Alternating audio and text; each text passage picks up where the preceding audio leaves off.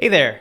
If you want to maximize your LinkedIn ads campaigns, this is the guide for you. In today's video, we're going to dive deep into our overall LinkedIn process that we use with all of the B2B companies we work with. So whether you're a startup or in the growth stages of your company, this process is going to be a game changer for your overall LinkedIn. So the first part is all about installing and setting up the LinkedIn Insights tag. We want to make sure that we're using version 2.0, and we generally recommend setting this up via the Google Tag Manager, as this provides the most flexibility when it comes to triggering events. Next, we want to make sure conversion tracking is in place. And so this means you've set up conversion tracking inside of LinkedIn.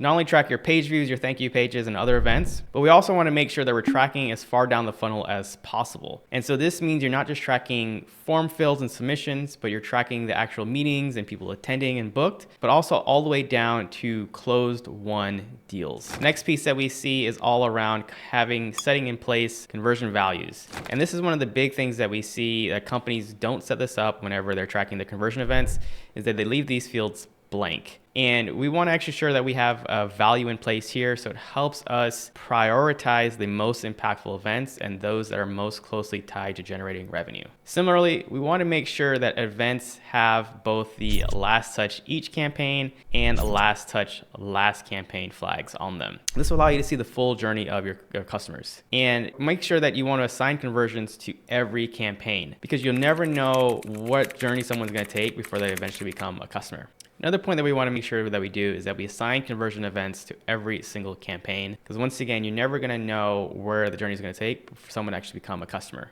And the tip here is to assign a higher dollar value actually to the last touch, last campaigns, as those are most closely related to the actual final conversion events. Now we're going to move on talking about creation of your retargeting audiences. This is actually the most impactful part of setting up your LinkedIn campaigns, as people will rarely convert on the cold layer. And so where you'll see the biggest returns is actually all situated around what you're doing for remarketing. On a high level, we want to make sure that we have set up a 30, 90, and 180-day remarketing audiences for your website and your high intent pages. You also want to set this up for your LinkedIn company page, and also for each of the specific ad types that you're running. So on single image ad interactions, and also on video views as well too. Now we're going to talk about audience targeting, and a couple of things that we want to make sure that we always have turned off, especially when you're doing things on LinkedIn, is one, the LinkedIn Audience Network. We generally turn this off for the campaigns that we run. You can run a simple test to see how having LinkedIn Audience Network on versus off impacts your overall ad performance. From there, we always make sure to turn off audience expansion. And the reason for this is the beauty of LinkedIn is it allows you to exactly target your ICP, everything from your positions, your titles.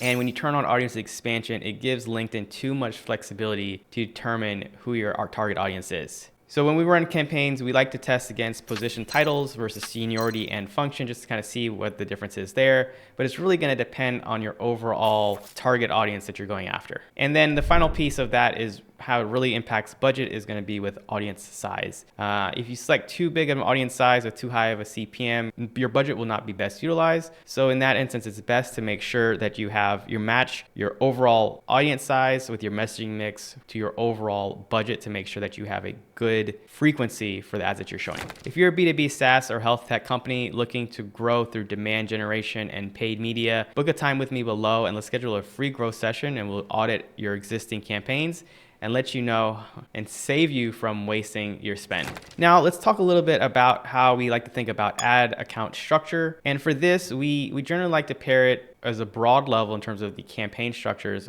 around awareness, consideration, and the conversion process, and how that maps overall to the 5 stages of awareness for your buyer's journey. And so this directly comes back to how you do your retargeting efforts to make sure that it matches those stages. You want to make sure that you have the right amount of spend percentage for cold engagement versus retargeting to existing or more aware customers. And on the retargeting level, as you kind of get deeper and people show more engagement, we want to make sure that we have stronger CTAs on some of these more warmed audiences. Now, the final principle that I want to talk about is overall demand generation, and how we like to think about this when it comes to overall setting up campaigns on LinkedIn is around, are we building trust? Are we nurturing our prospects? Are we cross-promoting our other channels? So your YouTube, your Facebook groups, your Twitter, and those other platforms where they help to overall showcase your thought leadership and your knowledge. We want to make sure that we're using LinkedIn and our retargeting efforts to help promote some of those other channels. And with that as well too, taking a really good look at your overall content quality and the asset quality, right? Are you using mix of different ad formats and creative? Do your ads stop the scroll? Do they look like ads, for example?